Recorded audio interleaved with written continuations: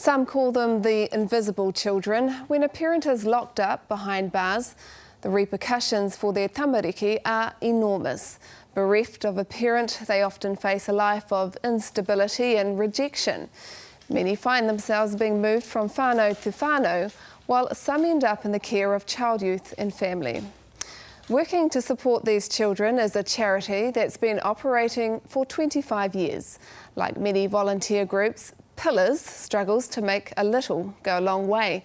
But as Billy Jo Hoheparopiha found, their greatest resource isn't money, it's Māori men.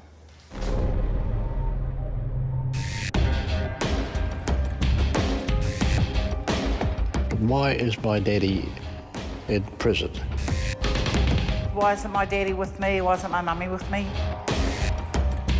Then when it was time to go, the child would break down, scream, have tantrums, you know, really terribly, terribly upset.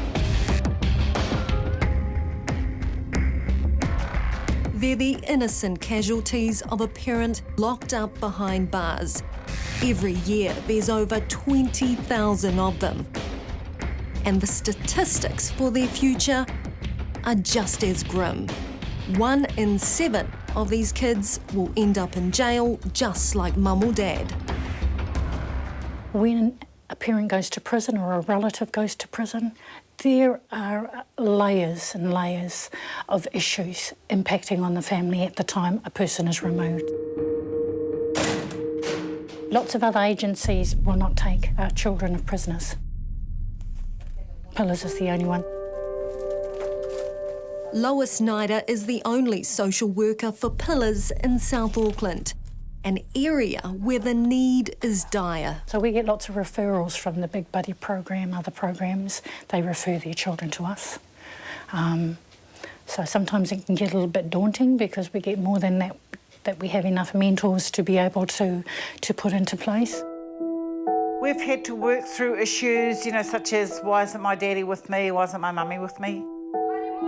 Nan is Terina, who, for the last 10 years, has been the primary caregiver for her 2 grandchildren in South Auckland.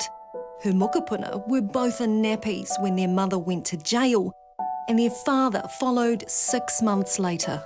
I think we've done a fairly good job between myself and other family members.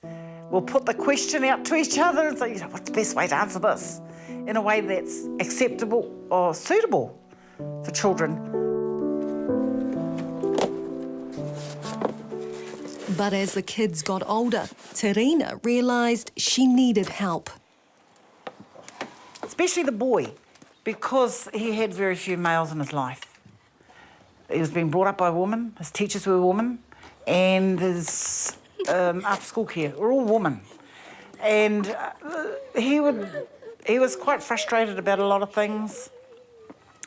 And I realised that he needed to have more male influence in his life.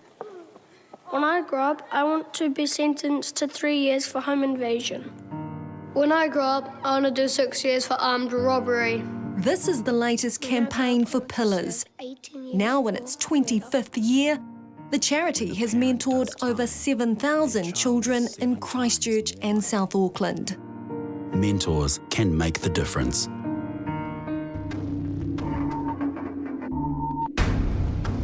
With over 8,000 incarcerated, Māori are overrepresented at 50% of the prison population, while Pacific Islanders make up 12%. Pillars says the need for the mentoring program is that much more vital. Destry Tumataiki was born to serve. He joined the army just after high school and was a soldier for many years until he moved to the Air Force here in Auckland, where he is a C-130 airload master for 40 Squadron and a dad to 3 adult children. Are you on this trip tomorrow, Dave? 2 years ago, Destry was encouraged by a friend to volunteer as a mentor with Pillars. So they were looking for male mentors, and so I thought that the concept was a good idea.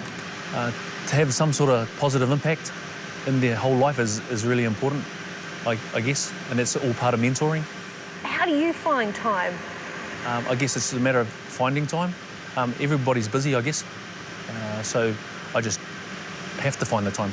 Destry is paired with a young teenager. He's trying to fill the void that's been left by a dad behind bars. He'd never been to a bowling alley, he'd never been to a restaurant, and at 13 years old, that's pretty, I don't know, sheltered, I guess. But to experience that with him and see his attitude change and being brought into something like that is quite amazing.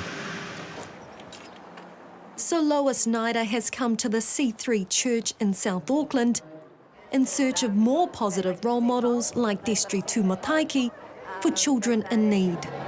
When they lose their father to prison, it's a loss, a huge loss in their lives. And lots of behaviour happens. You know, they're angry because dad's no longer in their lives.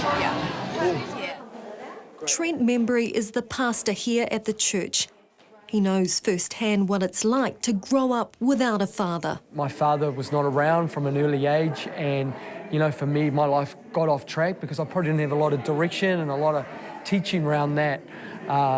And so that's how I got caught up in drugs and finding acceptance through different stuff. There was, you know, in those... Mary and Ray Kamor have been working as chaplains in Christchurch prisons for a combined service of 36 years.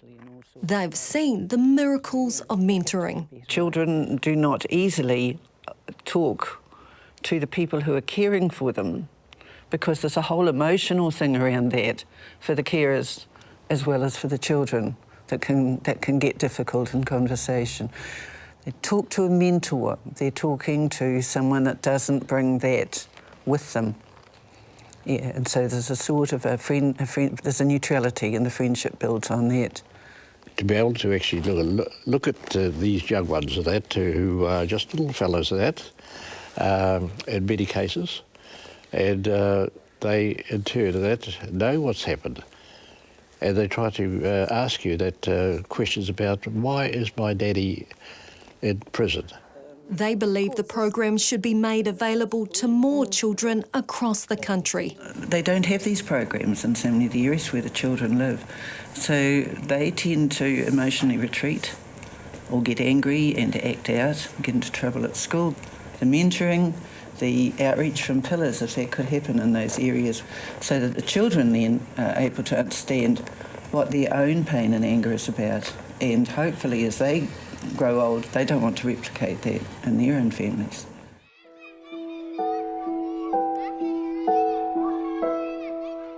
And stopping intergenerational offending is one of the main reasons why Pillars reaches out.